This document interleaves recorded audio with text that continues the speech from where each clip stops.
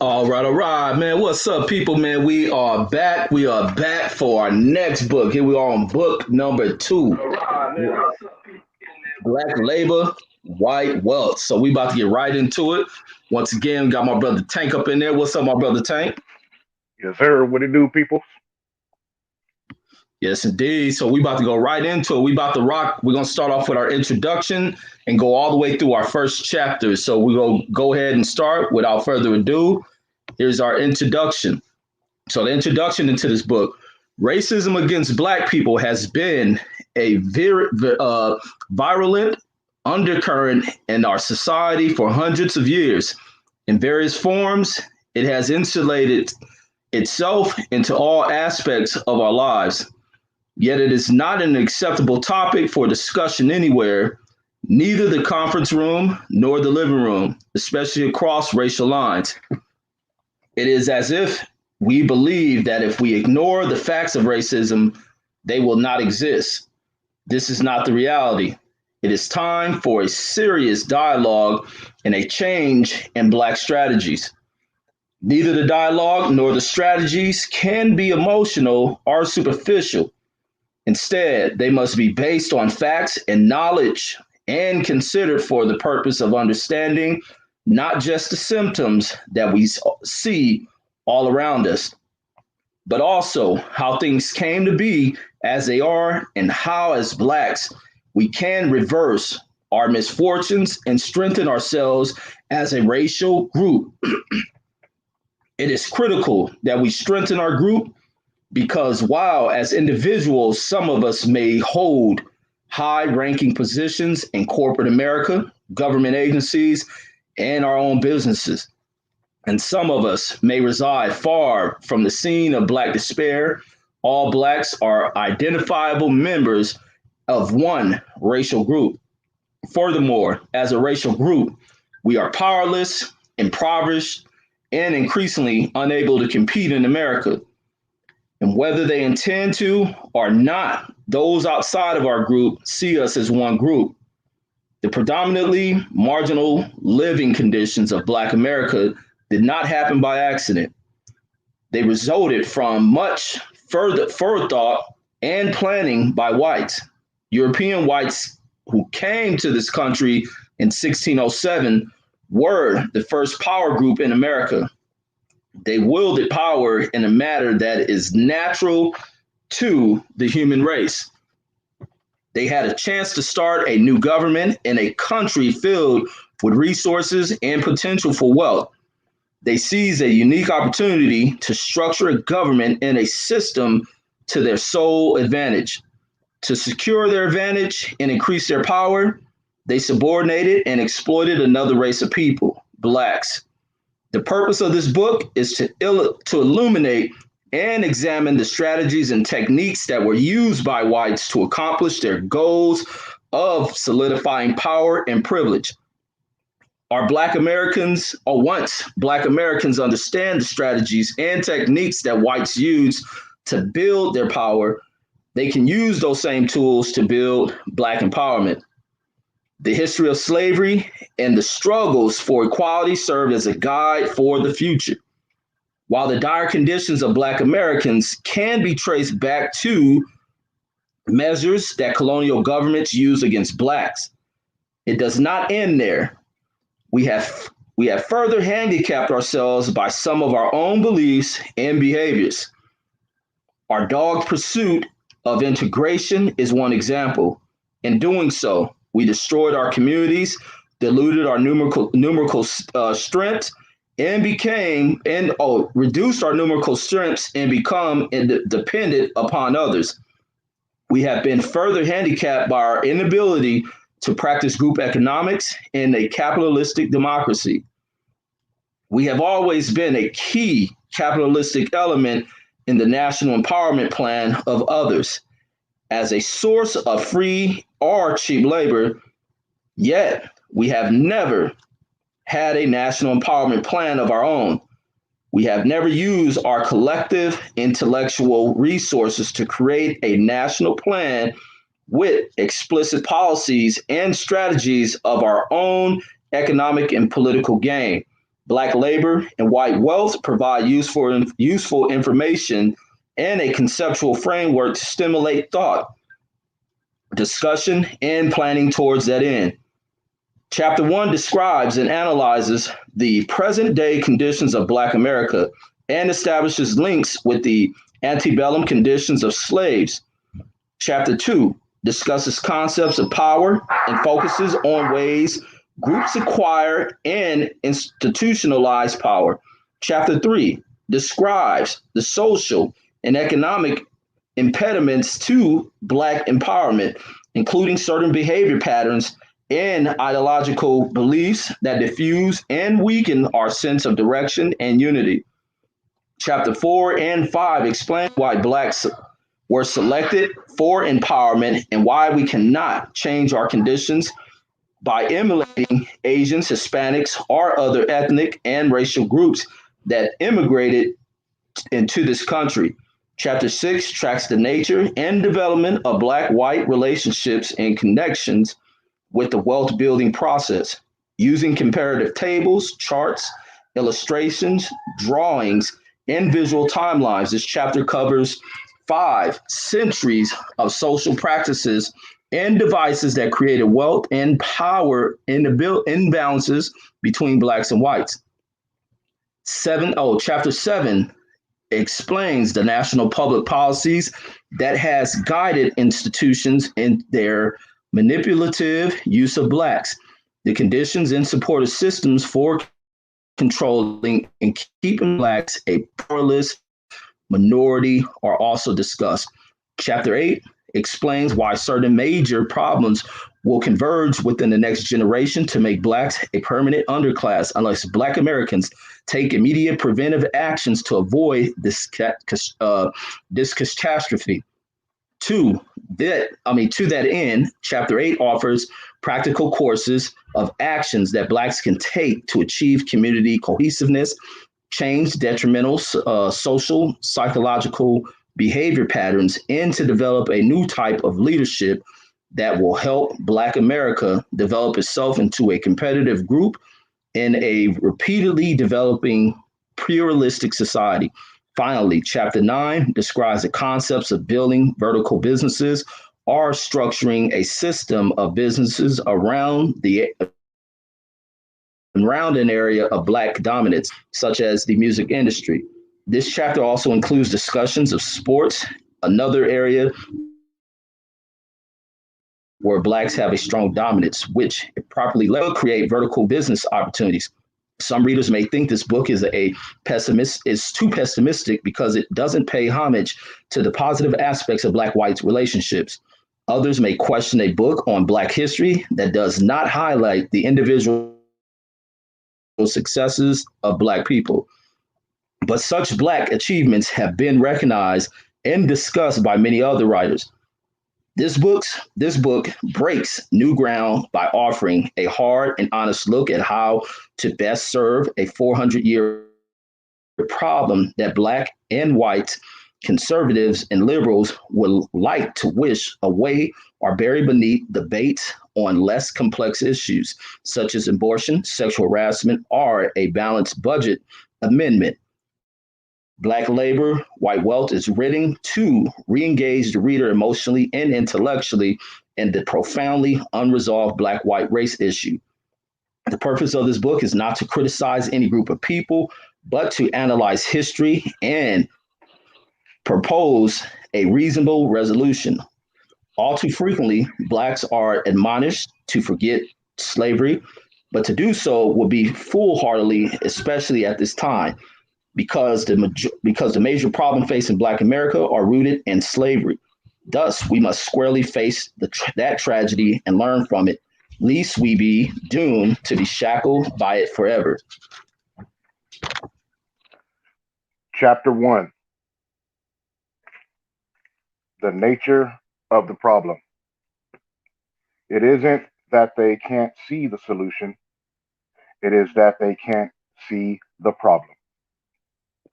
The Los Angeles, California riot had subsided, but the acrid smell of burned wood and tar still hang heavy in the early morning air. A local television reporter scanned the crowd and spotted a familiar black community activist standing by a burned out grocery store. Sensing a good soundbite, the reporter asked for an interview. The bright lights came on, and the reporter began. 3 decades after the civil rights movement transformed the nation, why is the black community dissatisfied? Why have they rioted and destroyed their own neighborhood? What is the problem? The activist cocked his head and in a voice mixed with anger and indignation responded, saying, quote unquote, surely the gains of the civil rights movement in the 60s were important, but they turned out to be superficial and largely symbolic. We can't sit at lunch counters and vote. But economically, civil rights gains took more from us than they gave us. Some blacks got important, big paying jobs in white businesses or government. Sure, we have our Colin Powells and Oprahs, but the black masses were left behind. So you see, integration came at the expense of the black community. Now things are worse than ever. We have more killings and crime, more school dropouts, and drug users. Integration killed our communities. We have no black economic structure to resolve the problems of our community. Our black churches and families are weak and struggling. We have yet to gain control of our communities and our destinies. The Vietnamese, Koreans, Indians, Iranians, Mexicans are putting up profitable businesses in our neighborhoods, and we are still hopelessly vulnerable to every danger from police brutality to violence and poverty. The next time we go to the Supreme Court instead of integration, maybe we should ask separate but equal. End quote. The white newscaster forced a smile and said, quote, but with all the civil rights laws and blacks who have been elected to public office, surely things are better for blacks. What happened to the dream that Dr. King spoke of so eloquently more than 20 years ago? End quote. Exacerbated, the activist shook his head and walked away. At home, he waited for his interview to appear on the evening news. He had tried to explain the causes of black people's pain, confusion, disappointment, and anger. He cursed himself for not talking about black people's tiredness. How tired they were of being the world's underdog. Even so, he hoped the world would be watching and listening. As the riot coverage aired on television, he saw close up shots of the faces of distressed blacks. Looters scrambled in the background. He heard an elected official saying, now was the time for healing and a coming together among blacks and whites. He watched, but his interview never aired. The words of the reporter played again and again in his head. Quote, surely things are better for blacks. As the black activist pushed the off button on his television, a chipper weather woman concluded the news saying, sunny skies tomorrow. The next section, the problem and its root. The newscaster's assumption is shared by millions of Americans. We ask each other what has gone wrong in the black community. What's wrong with blacks? Why can't they act like other ethnic or racial groups in America? Talk shows seek the answers from leading black personalities who, when asked about the problems of black America, mouth well worn platitudes. Perhaps they are fearful of raising the ire of mainstream America, or perhaps they are simply naive. Nevertheless, the solutions these blacks urge address only the symptoms afflicting black America, not the causes. The root of the problem within the black America is not teenage pregnancy, drugs, the decline in family values, anger, rap music, unemployment, or even the epidemic of violent crime. These are only symptoms of the deeper problem. The root problem in the black communities across America is race and the unjust distribution of our nation's wealth, power, and resources. One race, the descendant of white Europeans, seemingly has checkmated blacks' efforts to improve themselves. White lives, Whites live in privileged conditions with nearly 100% ownership and control of the nation's wealth, power, businesses, and all levels of government support and resources. White society has a monopoly of ownership and control. This monopoly of control resulted directly from centuries of abusive exploitation and expropriation of the labor of a darker race, Black Americans of African descent. Though Black Americans reside in the richest nation on earth, their standard of living is comparable to that of a third world nation. Blacks own and control less than 2% of the wealth, power, and resources of the nation. So they have little control over their lives and the conditions in which they are forced to live. Both the disparity between white and black living conditions and inequitable allocation of resources are centuries old problems. They are a major legacy of the peculiar institution called slavery. It was a social system that a white patriarchal society co signed blacks to live in the most inhumane conditions, doing the hardest labor without just compensation. The dominant white society felt that by stripping the black slave of his humanity, all of his worldly possessions, his personal freedom, and keeping him homeless, that blacks would be forever non competitive and powerless. Needless to say, the dominant society experiment in social engineering worked. The living conditions of people, enslaved or free, tend to reflect their status and power within the larger society. Conditions in Black America are no more or less than what was planned for them centuries ago.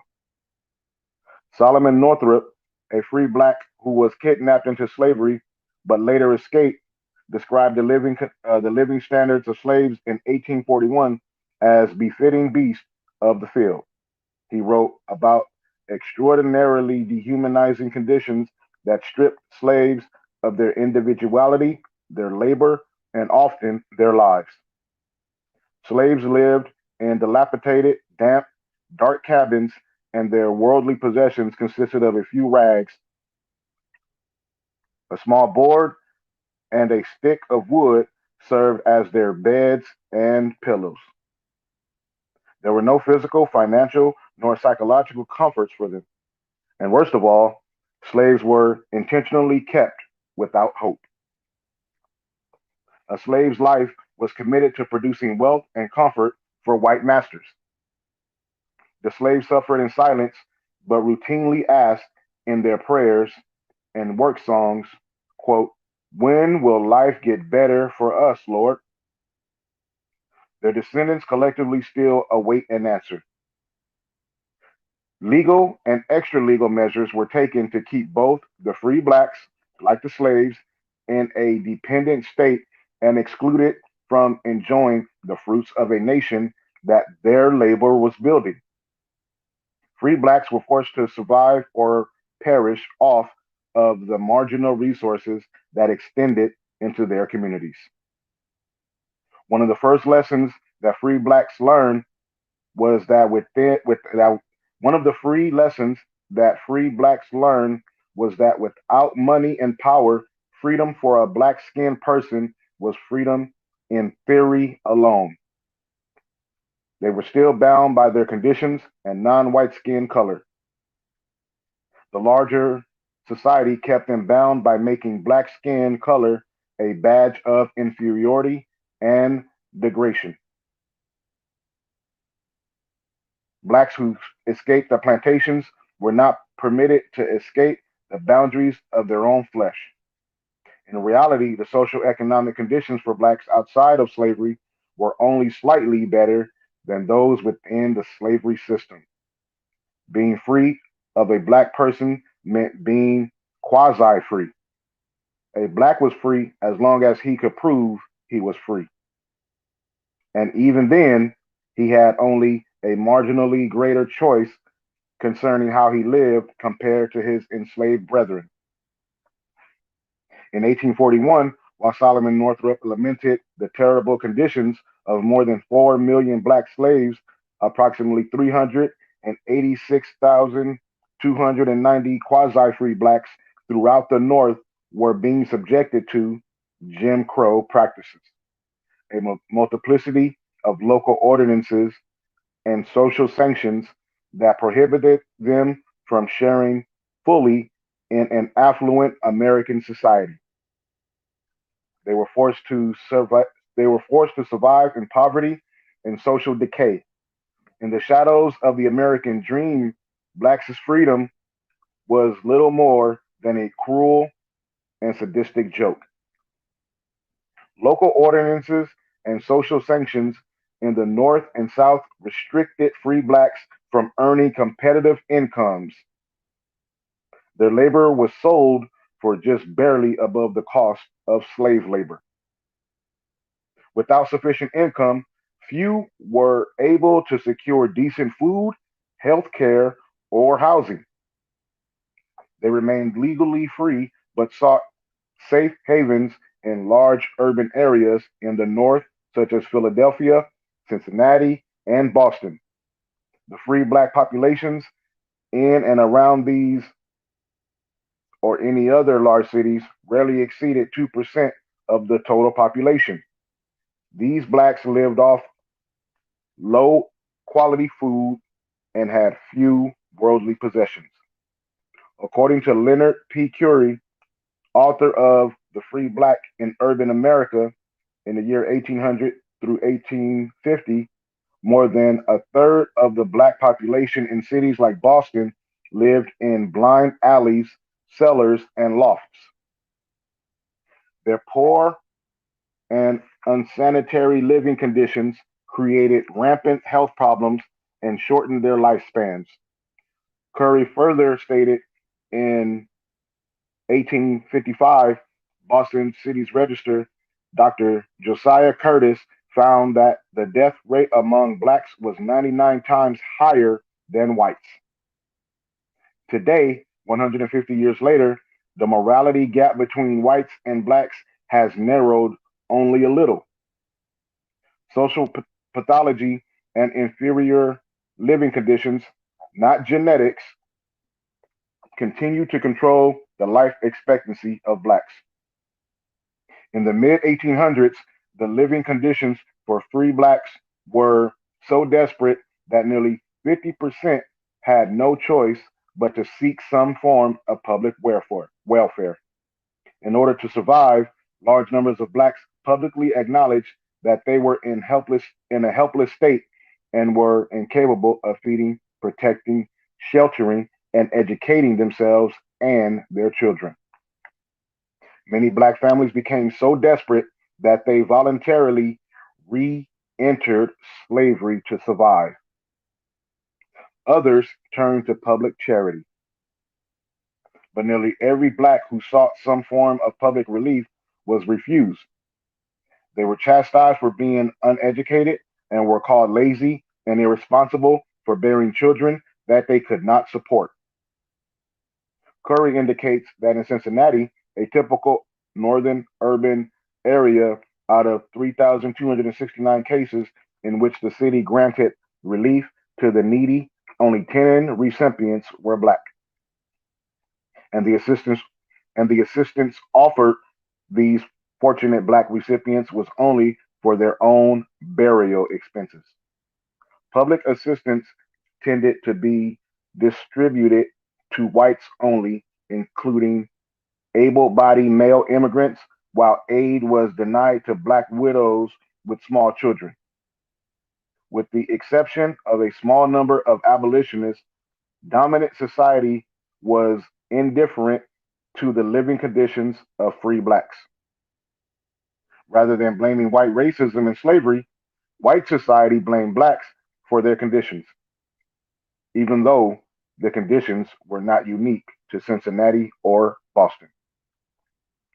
Similar horrendous conditions existed throughout the North and eventually gave rise to what became urban black ghettos that symbolized conditions of blacks. The Emancipation Proclamation and subsequent constitutional amendments legally freed all blacks and granted them citizenship, but without social and economic resources, these newly granted rights amounted to little more than paper rights. The government refused to compensate blacks for their prolonged servitude by providing them with the necessary tools and resources to transition from a dependent class to independent, competitive citizens. Instead of aiding blacks, whites expected and urged the newly freed slaves to fend for themselves. They could work, seek public assistance, steal, or disappear. Since free blacks could not find work, were denied public assistance, and often could not leave the country, they have no choice but to accept what the dominant society offered them: sharecropping, which was only but another form of servitude controlled by white plantation owners.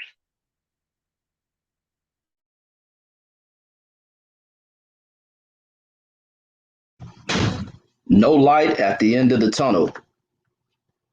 130 years after slavery, American society has become more pluralistic and competitive, but blacks' marginal conditions remain relatively unchanged. In some respects, they have worsened. The socioeconomic inequalities that existed between whites and blacks during and shortly after slavery are now more. Records indicate that more than 50% of free blacks were paupered. All free blacks collectively held less than one half of 1% of the nation's wealth, with wealth being defined as a great quantity of money or valuable goods or resources within both the private and public sector. A century later, in the 1960s, an era considered by many as great decade of progress for blacks, more than 55% of all blacks in America were still impoverished and below the poverty line, and blacks barely held 1% of the nation's wealth. According to the 1990 census, approximately 40% of all black families are receiving public assistance, and the number is increasing, with more than 56% of all black female-headed households beneath the poverty line. Black unemployment has significantly improved in comparative terms over the last century. According to Curry, an historian, black unemployment exceeded 40% in the 1850s. The National Urban League 1992 State of Black America report differed with the U.S. government figures, indicating that the hidden and true unemployment rate is approximately 28% for black adults and nearly 55% for black youths. The NLU, the National Urban League's discomfort index, further indicated that black unemployment worsened between 1960 and 1990, while economic conditions for white society improved. Blacks' lack of progress was reflected in the fact that blacks earned 53% of what whites earned in 1948. In the 1990s, after nearly 50 years of civil rights activists and affirmative action programs, blacks earned 59% of what whites earned. Further, the 1990 census indicated that blacks per capita net worth is $359 versus 44,980 for whites. God dang. Like their ancestors, blacks today have the same set of options, and they still lack employment opportunities in public jobs and black businesses. Because most white businesses are inaccessibly in the suburbs, they still are denied or expunged from public assistance roles, and they have yet to learn how to disappear. Many blacks have turned to crime. They are therefore criminalized in order to seek sustenance and wealth. And just as blacks continue to disproportionately represent and are disproportionately represented in the prison system. Curry indicated that in 1850, for example, blacks constituted 60% of all people incarcerated in Maryland, and half of them were under the age of 16. Damn. During the same period, in the state of New York, New Jersey, and Philadelphia, blacks made up more than 50% of the prison population. Today's prison rolls show similar percentages of blacks. Approximately 38% of all black males in America are either in prison or on parole or probation. Still, they are luckier than many of their counterparts who annually fell victim to the homicide crisis, which each year claims the lives of more of claims the lives more claims more lives than the total number of American soldiers killed in either Korean or the Vietnam War. In the final analysis, Black America remains trapped in a dire dilemma. Some organizations have tried to call the nation's attention to the plight of blacks. In 1990, a 5-year report by the National Research Council, the NRC, a Washington-based research organization, indicated that the infinitesimal social and economic gains that blacks made during the 1950s and 1960s largely ended in the 1970s. The Washington Post, in June of 1990, summarized the study, reporting, quote, "There has been no significant black progress for the last 20 years, and a great social economic gulf now separates blacks from Europeans and other ethnic groups in America. Unfortunately, the NRC study received little media coverage or public response, even from black civil rights organizations.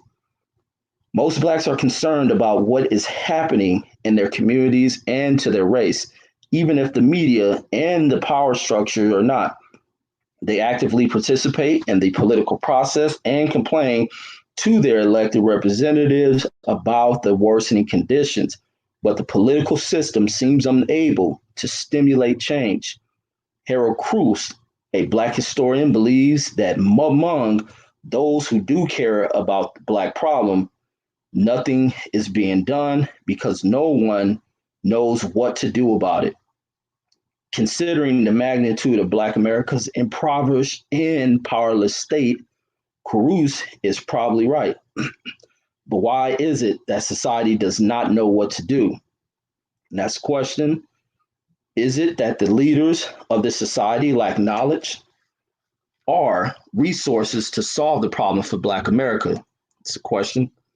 Or is it that they lack the incentives and commitment to create viable means for Blacks to empower themselves as a group? Draws at his question as well. It says, why should this nation leaders do something to address the fundamental problems affecting Blacks? And it's a question as well. It says the answer is simple. The United States superiority among the industrial and agricultural world powers was achieved because of the exploitation of Blacks. This exploitation established and now maintains a privileged racial class whose wealth and power explains and legitimizes the system's inequalities. Wealthy, conservative whites control both public and private sector resources and tools that have kept Blacks impoverished and powerless in racially competitive society. Next section, conservative forces, the bane of Black society. Conservative forces, social forces are the protectors in government to amass wealth, power, and resources. Conservative white power structures have long espoused social political policies that reflect their pull up the gangplank mentality. Powerful white conservatives profess commitment to capitalism and to insist that whites' wealth stays in the hand of the private wealthy class, which has most benefited from the inequalities in the system. They rigidly oppose any societal changes regarding race and resources. This places them in direct opposition to and in conflict with Blacks. Conservatism, of course, comes from the root word to conserve or hold on to what one has. In essence, the conservative attitude towards Blacks is, quote, if you do not have it, we are not going to let you get it, end quote. When considering what should be done for Black people, conservatives have espoused a role and solution for Blacks that has not changed in iota since the country was founded. Conservatives believes in a natural ordering of human beings and have always preferred that Blacks play a servile role in society. In many ways, white liberals' policies have been as injurious to Blacks as those of conservatives. Neither the liberals nor the conservatives have offered any progress or resources for improving the overall socioeconomic conditions of Blacks. While conservatives have consistently sought to sink Blacks' ship, liberals have simply rearranged the deck chairs on the sinking ship so that Blacks will be more comfortable.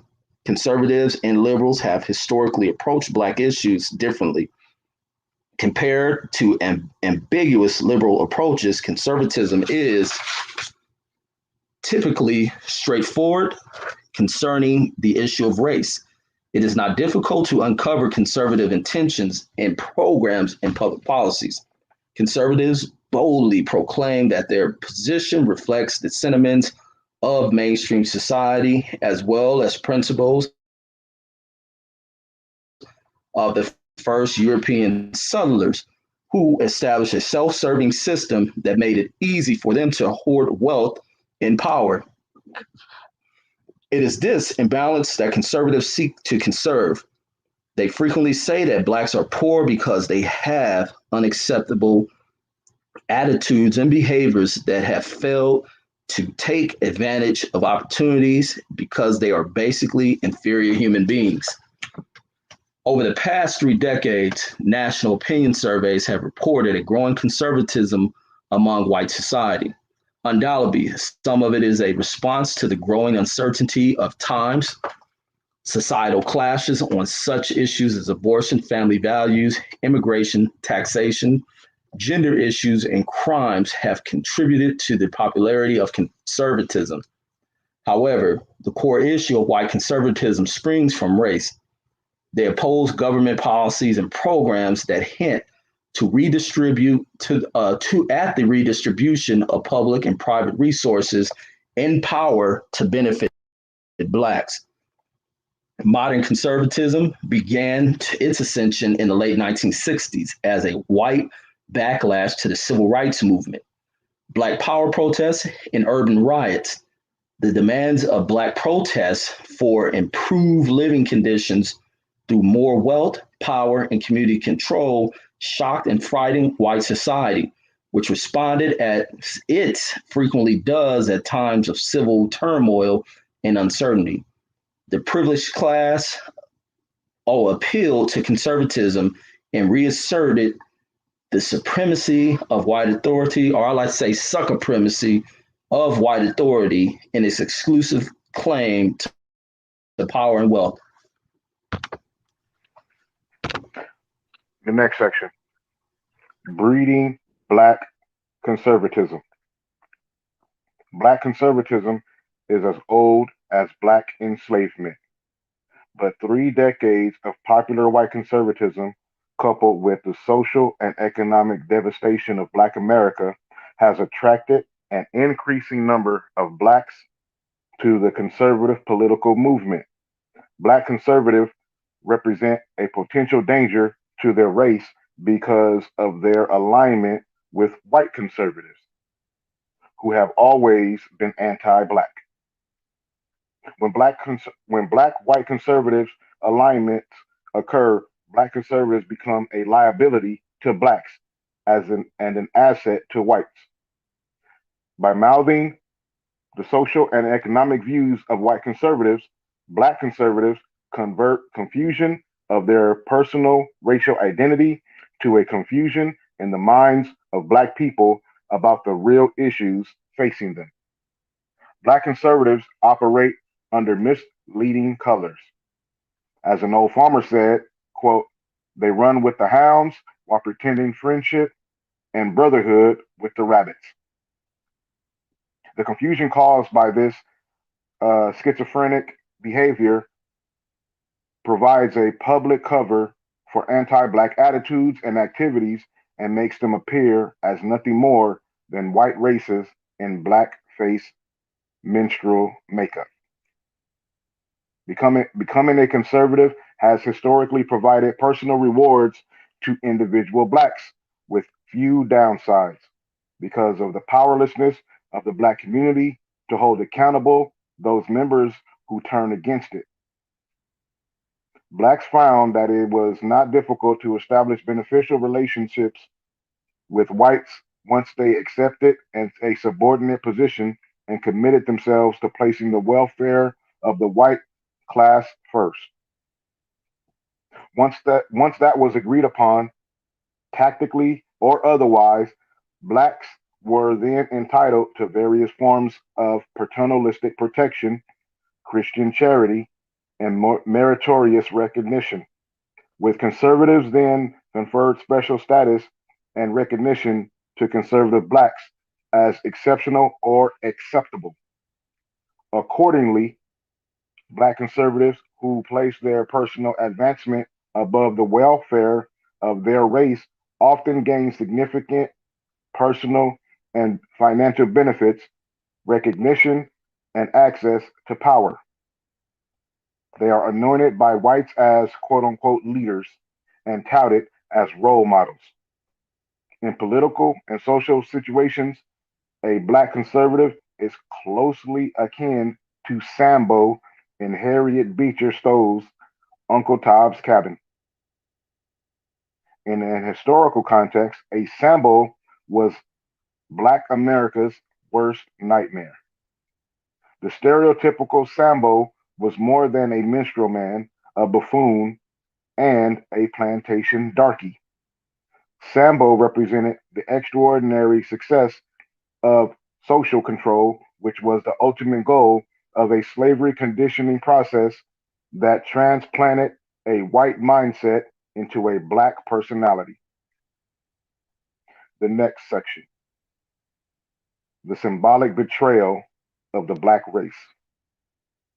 The term Uncle Tom is not an appropriate label for an individual who is, quote, white on the inside and black on the outside, and sells out his race by placing his personal gains and whites ahead of the rights and gains of his people. Contrary to popular usage of the label, the character Uncle Tom was not the culprit in Uncle Tom's Cabin. Uncle Tom was a brave man with dignity who cared about his family and race. The real villain was another black slave named Sambo. He was totally committed to the white master and used every opportunity to undermine the other slaves. Sambo, in many respects, was like today's conservative blacks. Sambo always followed the white slave master, Simon Legree, and offered to show him how to, quote, treat the coons. It was Sambo who beat Uncle Tom to death, both for refusing to whip a black female slave or sell out his people. Uncle Tom tried to empower his people by understanding and beating the social and political structure wherever he could. Uncle Tom felt it was important to get his people across the river to freedom. He risked his life to do so. The Sambo character personified a very successful social cultural control created by conservatives.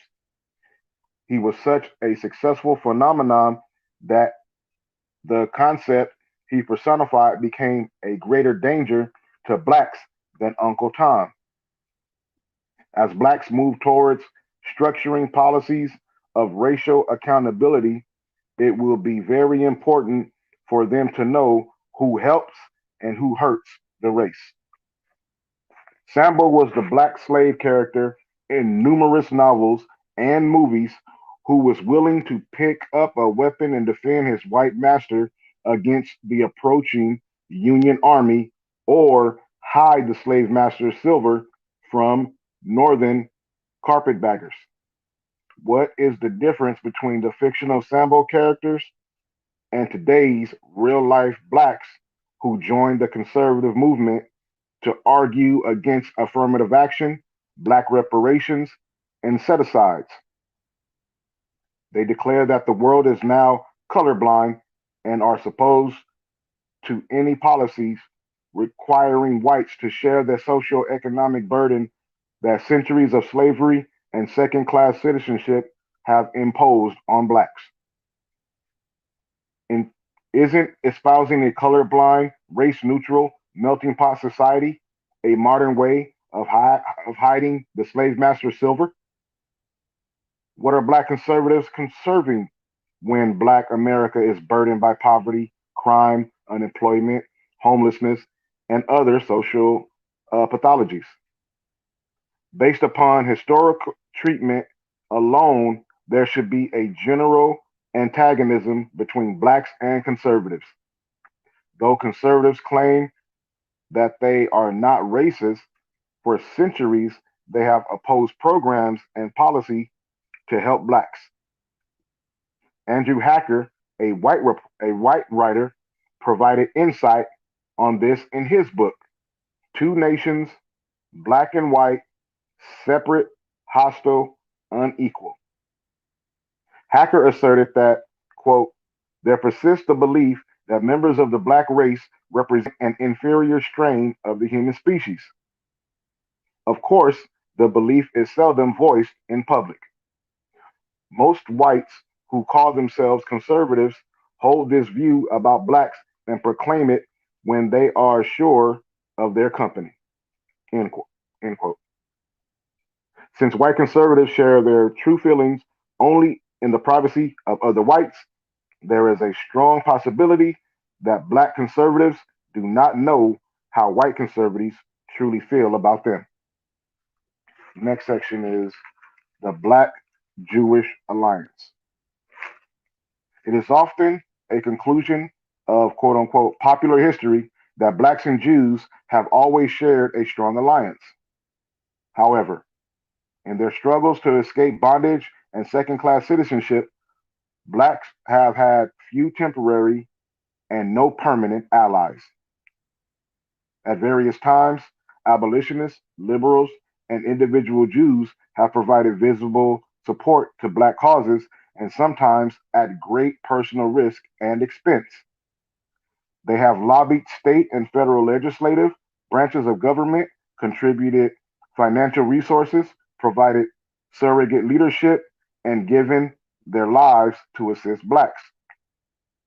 But these contributions were made by individuals and not by Jews as a class, religious, or racial body of Samaritans.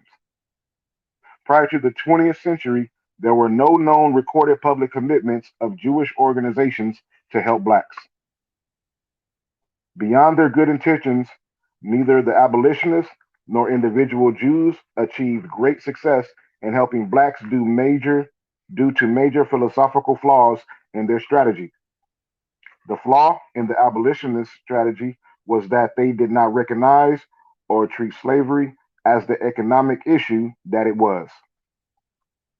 They made the abolitionists of the, they made the abolishment of slavery a moral issue, which it was not. As a moral issue, the abolitionists appealed to the conscience of slaveholders concerning right and wrong. These appeals did not damage the slaveholders' profits from salary. By not treating slavery as an economic issue, they perhaps unwittingly supported slavery and undermined their own anti slavery arguments. They continued to use, rather than boycott, slave produced products such as cotton goods, tobacco products, table foods, alcoholic beverages, iron products, and jewelry made from gold and silver. They could have withheld their monies from the shoe industry, insurance, and shipping companies and other businesses that directly and indirectly made their profits from black slavery. After Reconstruction, the efforts of individual Jews to assist blacks were flawed because they encouraged blacks to do something that Jews themselves did not want to do: assimilate into the broader white culture. Jews helped blacks to secure civil and voting rights, but these legal rights, though important in principle, gave the appearance of making blacks self sufficient when in fact these gains could not appreciably change blacks' wealth and power base. Worse still, the socioeconomic alliance between Jews and blacks did not emphasize blacks learning the self sufficiency skills and strategies mastered by Jews. From the beginning of the alliance in the 1900s, Jews kept their problems and blacks' problems in perspective. Jews' problems came first. Jews did not totally identify with blacks. Jews fleeing persecution in Europe in the first and second decades of the 20th century entered America just as blacks were being forced back into quote unquote separate but equal worlds of Jim Crowism. The majority of Jews were poor, liberal, and alone. Some were sympathetic to black problems and allied with them against racial bigotry. In the 1920s and 1930s, blacks returned the favor by aligning with Jews against religious bigotry and oppression. The alliance benefited each group and presented a common front against some common conservative enemies. The alliance ultimately gave blacks access to high levels of government and the corporate world. In return for Jewish support, blacks gave Jews carte blanche access to every aspect of black society. Jews established neighborhood businesses that survived strictly off of black customers. They advised black leaders on public policy matters.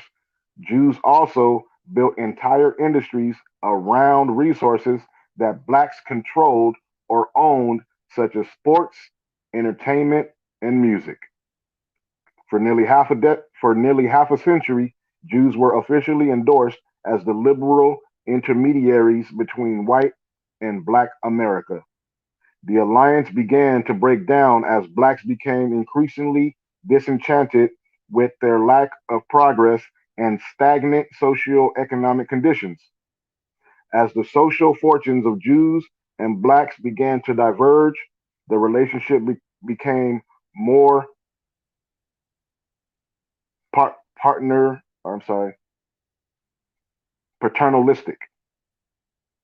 Black organizations such as the National Association for the Advancement of Colored People, the National Urban League, as well as independent black leaders were advised to pursue social integration, upward mobility within mainstream society, and civil rights. Black leadership was convinced that once blacks had obtained integration and civil rights, the quality of life would naturally improve for all blacks. After all, the strategy worked for the Jews as the society began to soften its um, virulent anti-Semitism of the 1940s. Jews used their newfound mobility to secure wealth and power for themselves. However, a decade after the 1954 desegregation decision and the civil rights movement, not only had Black America's socioeconomic dilemma not been resolved, it was getting worse. Blacks outside of the traditional civil rights organizations became convinced that the only way to improve the conditions of Black America was for Blacks to take complete economic and political control of their communities, institutions, and culture. Many voiced anti white sentiments that frightened and threatened the white establishment. Through slogans, symbols, and urban riots, Black America informed the nation that having lost faith in the system, they had established alternative Black leadership and were committed to achieving Black power. By the mid 1960s, religious attitudes and socioeconomic conditions had significantly changed for Jews in America. They had become the wealthiest and most influential political group in the nation. They had accepted into the dominant society with practically unlimited mobility opportunities. They controlled a major share of wealth, businesses, professional and management positions, government influence, and access to institutions of higher education.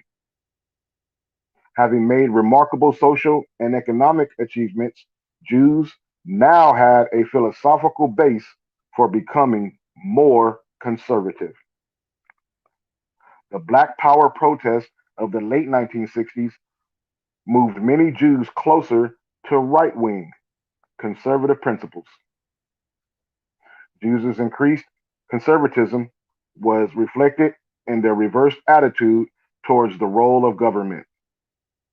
Previously, Jews and blacks were advocates for a strong governmental role in combating discrimination, alleviating the plight of the poor, and aiding social mobility, according to Tom W. Smith in a 1990 article entitled Jewish Attitudes Towards Blacks and Race Relations, published in the, published in the American Jewish Committee's Jewish Sociology papers.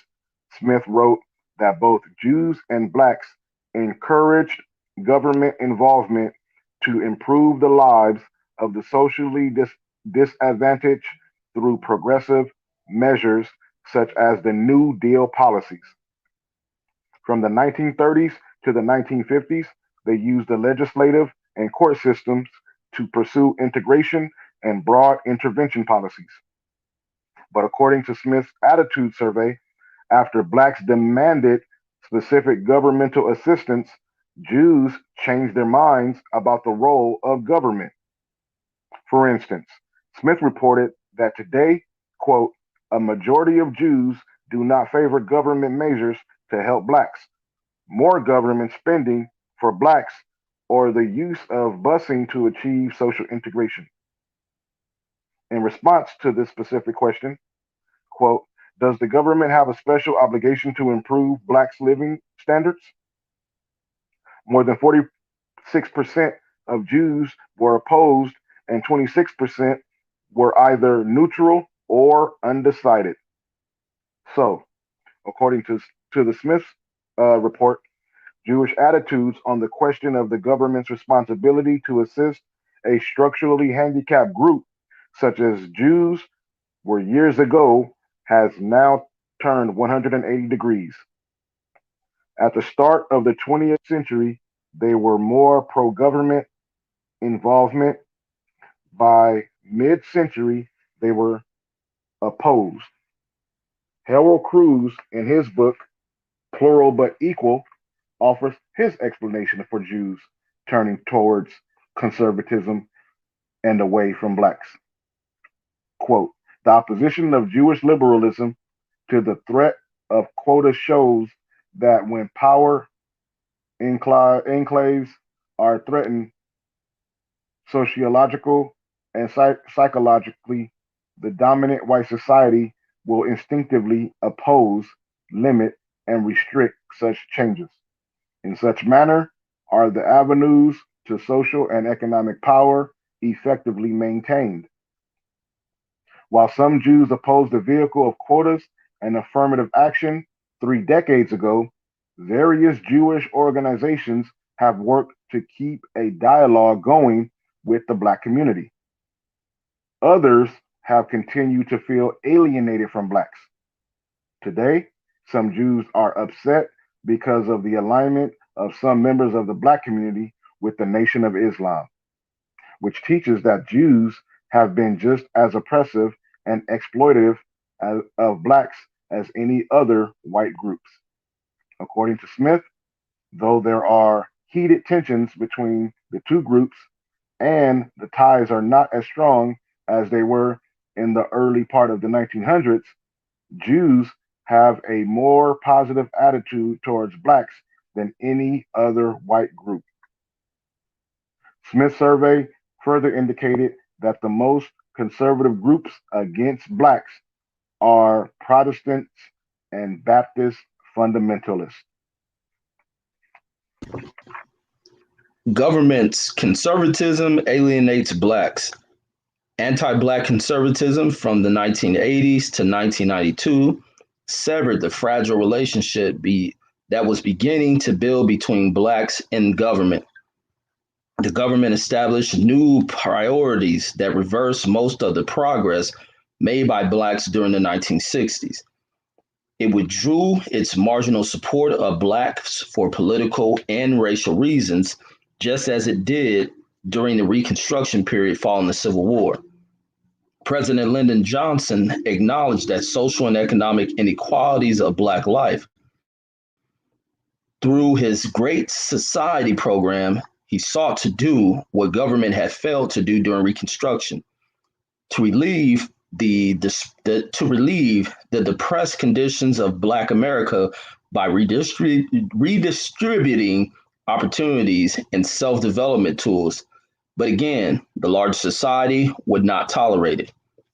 There was backlash against all programs and policies that suggested wealth and power redistribution between whites and Blacks.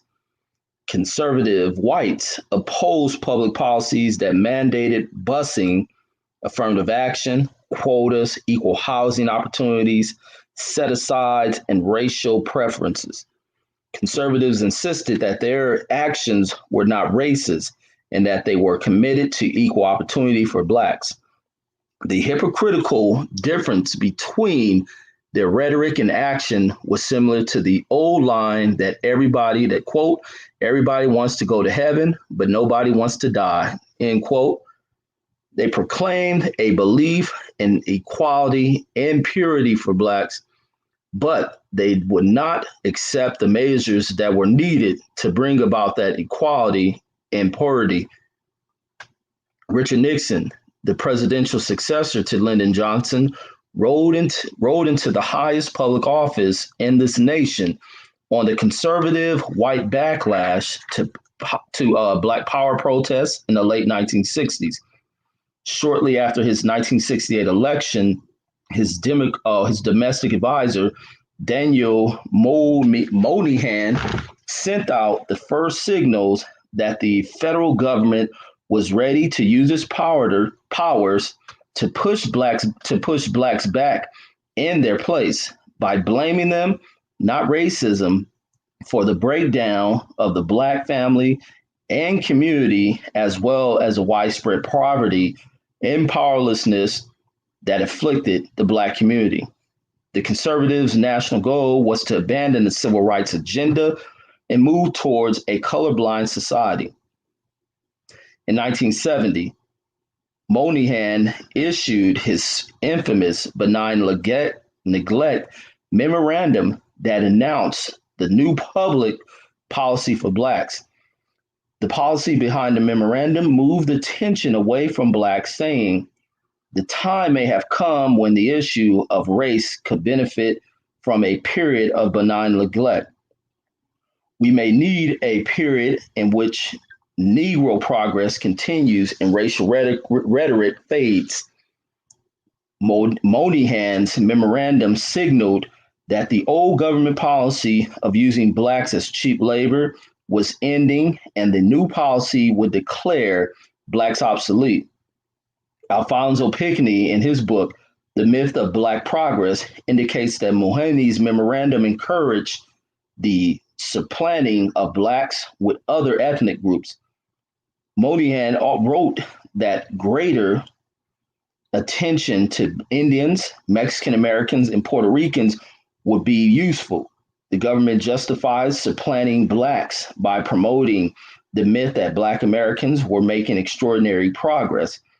The nation swallowed the myth of Black progress. Meanwhile, real change in Black America's condition never even got off the ground. Most Black Americans did not agree with Moynihan's assessment that Blacks had created their social ills through self-inflicted pathologies.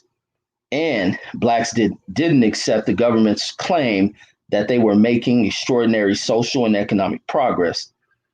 Quote, making progress compared to what and whom is a question, end quote, they asked. History has taught Blacks that they, not the powerful social and economic system, are always blamed for their deplorable living conditions. Dominant society's belief that the negative conditions of Black America are self-inflicted is based upon the fact that the conditions that Blacks endure are almost peculiar to Blacks alone.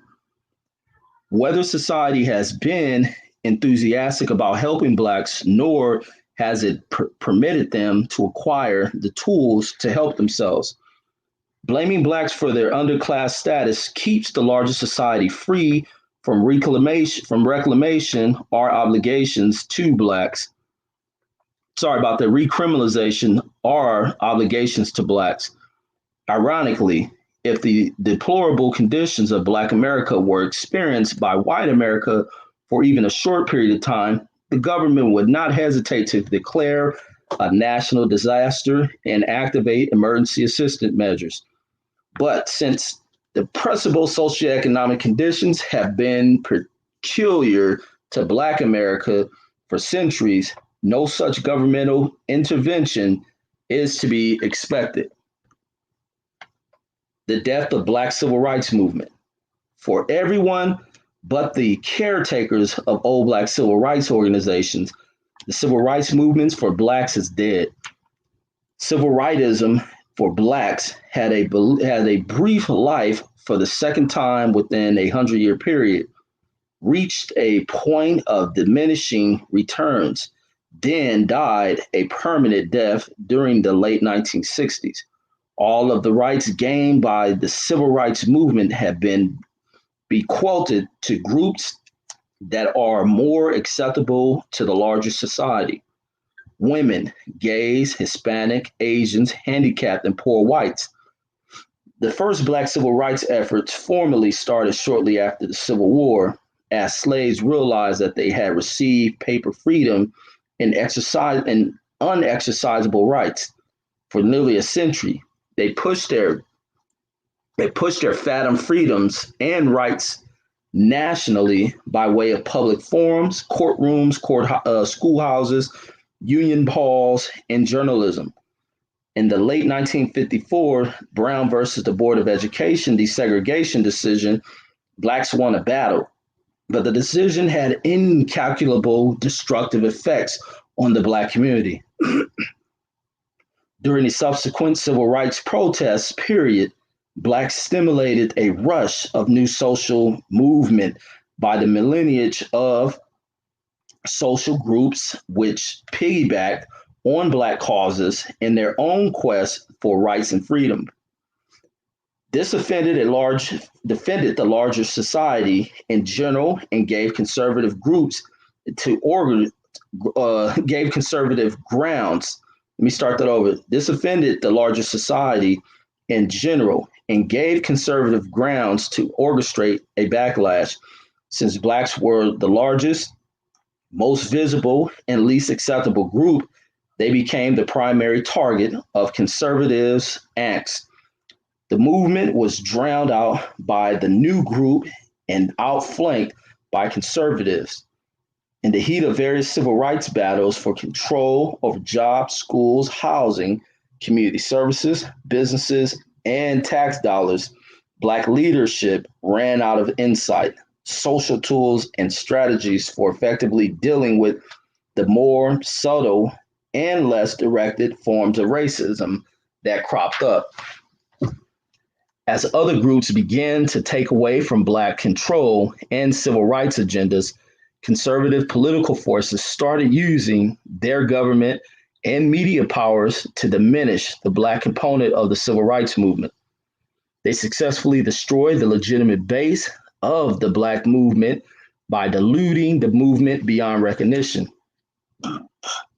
They, identi- they identified every group that could possibly perceive itself as aggrieved and made it equal to Blacks.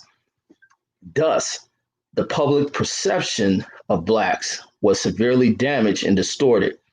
The unique problem that they faced were made to appear no more important than the problems faced by others, so-called victims of discrimination. The Black civil rights movement, though spectacularly successful in many respects, had at least four major flaws that diminished the accomplishment of the movement and left critical imperatives for Black America. And here are the 4 points. First one, the movement's Black leadership focused its entire weight of resources on achieving integration. They believe, perhaps naively, that by removing all symbols of Jim Crowism and acquiring access to various segments of white societies, Black people would gain equality. The second one, Black leaders failed to focus on neutralizing the forces behind Jim Crowism or developing effective strategies for Black America to use in dealing with the problem that spring forth from the maldistribution and racist control of wealth, power, and resources in America.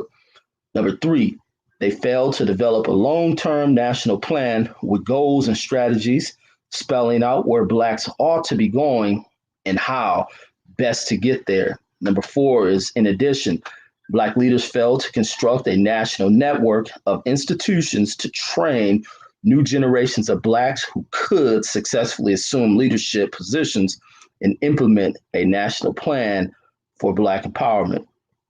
They combined effects of these 4 major failures left Black civil rights movement with no place to go, no way to get there, and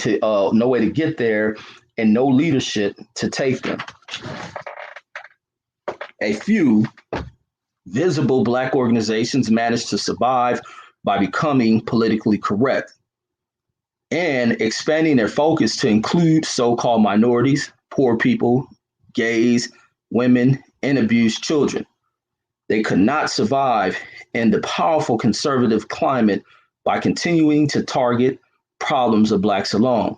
Although Black conditions continued to need attention, most Black organizations could not raise enough money to survive by focusing solely upon their own people. The surviving Black organizations remained visible by continuing to pursue the integration dream. It would not have been necessary for Black organizations to abandon their own community if civil rights movements had established a sense of community cohesiveness founded on group economics and group politics. The National Urban League and the NAACP are still active, but they have lost much of their influence and membership. The Student Nonviolence Coordinating Committee, the SNCC, and the Black Panther Party are defunct. The Congress of Racial Equality joined the conservative ranks of a national political party, and the Southern Christian Leadership Conference barely survives. The nation's political apparatus disabled many of the civil rights groups by destroying or neutralizing Black leadership. Adam Clayton Powell, Stokely Carmichael were discredited. Martin Luther King, Malcolm X, Medgar Evers were assassinated. Rat Brown, Eldridge Cleaver, Angela Davis, and prominent members of the Black Panthers were criminalized. Many of the others were enticed into mainstream society. Consequently, the large block of Black leadership was eradicated, changed, or disappeared after just one generation following the Great Movement. Having failed to address the structural conditions of Black America, the 1960s left little structure upon which blacks could build. Instead, that colorful era only left faded memories and soul-stirring songs. The void created by the death of Black civil rights presented the opportunity for a cadre of Black neoconservatives to join the popular white conservative movement and proclaim themselves and their new organizations the new Black leadership. They were publicly blessed by the highest level of government and corporate America, and they offered Black America political and economic ideologies that were taken right from the conservative right wing political Bible. Their politically correct ideologies advocated less government and taxes, free market economies, privatization of government services, and race neutral government policies. Black traditional leadership, like Black masses, was ignored by government and the media except during times of racial disturbances or anniversaries of the movement. Conclusion. The problem of race and resources has been festering for hundreds of years, but has yet to rise as the core public issues in America. Whites have inherited the power and wealth of their ancestors through a social and economic structure designed and weighted to the advantage of non-blacks. Blacks have inherited a legacy of permanent poverty and powerlessness. Black labor made the nation a strong, wealthy, international world power, but nothing has been proposed to seriously bring about re remanure re uh my bad remanure remuneration, parity, or fairness to Black people. It is clear that blacks must it is clear that blacks must both solve their own problems and structure a national plan of action that puts their priorities first and foremost. Self-empowerment is the only road to economic justice, but it requires the support of a national policy and plan of action. Excuse me, I was over here real. And that concludes our first chapter of Black Labor, White Wealth. Yes, indeed. Yes, indeed, man. That was a good read. Good read, man. I'm having so much fun with this shit, man. And I gotta salute you every time we do it for coming up with this ideal, Man, bro. I'm just glad that we was able to implement it. You know what I mean, and get it done. Excuse me for everybody listening. I a little gassy over here, burping and stuff while I'm trying to read. But yeah, man, this is a blessing. Not not only to be able to use this platform to present something that's a little bit different than other lives and different in terms of presenting something that is beneficial to those who would like to listen to it. We basically present an audio book for you guys, chapter by chapter, section by section, and the information in these books is information that can be applicable to anybody um, that finds the contents familiar with their own situation. And I always tell people get a pen, a pad, and if you have the book, feel free. Like Reggie always tells you, jump on the panel and read along with us. It don't take nothing but to read 2 sections out the book, move on. When somebody else will read 2 sections out the book, and we can breeze through these books because all this stuff is beneficial information. A lot of it was not taught to us in schools, and we're learning this stuff on the fly as we got older, and heard of these different authors like Dr. Claude Anderson, um, to now be able to present it to other people.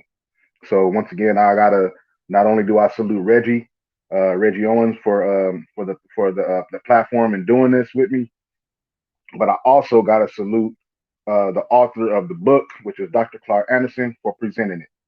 You know what I mean? He put it together and packaged it for us to use. So now we put it together and made it a way so that multiple people can have the information without even having to have the book. I go back and I look at the lives, and I go back and look at the viewership, and we're looking at double, quadruple, and sometimes it just makes me glad that we actually did this because I can see that multiple viewers are watching it.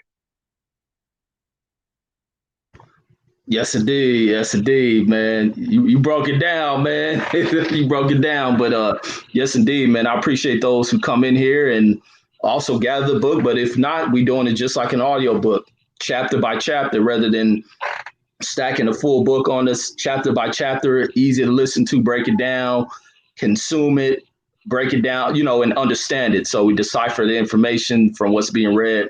And I like being, I can go back and rewatch it my dang self and listening to it, pulling myself away from the book and, just absorbing the information because information is everything and understanding the system and understanding the system to overcome this plight within the system. So we're different generation as we progress. That's the way I look at it. And that's why I always think we can change our conditions. I refuse to sit back and act like our situations are that dire and they can't be reversed. We deal with ancestors that have paved the way. They have put up fights. We have always put up the biggest fight against what is called a superpower. But the only thing lacking is the intellectual understanding and intellectual commitments and unity behind it. We ain't got to be led by people, but we just got to learn how to move. But that's my thoughts. That's my final words. Go ahead. We can close this tank. Yes, sir. And everything what Reggie just said, man, it's all a part of all a part of passing it forward and presenting it to the next person. You know what I mean? And that's how we gonna do it. You learn what is the phrase is each one teach one. So as we get this information available, we're gonna make it readily available for everybody else, and then we're gonna go from there. Um, Thank you to everybody that's in the group chat today that that be in here every night, and then thank you to all the people watching on the replay, and see y'all in the barbershop. Yes, indeed. See y'all in the barbershop. Peace. Peace.